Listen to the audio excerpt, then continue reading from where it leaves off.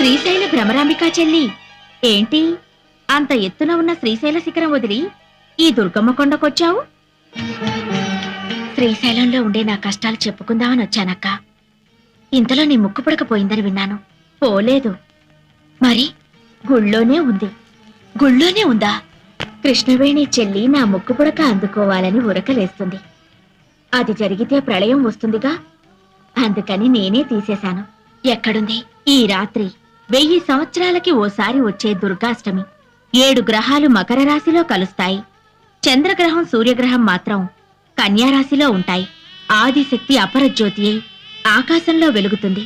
త్రిమూర్తులు కూడా ఆ జ్యోతికి యజ్ఞశక్తిని ధారపోస్తారు. ఈ రాత్రి ఆ దివ్య గడియల్లో ఎవరైతే నా వ్రతం చేస్తారో వాళ్లకు నా ముక్కుపుడక దక్కుతుంది. నీ వ్రతం నేను చేస్తానక్కా. ఏంటి శ్రీశైల భ్రమరాంబికవు? నువ్వు నా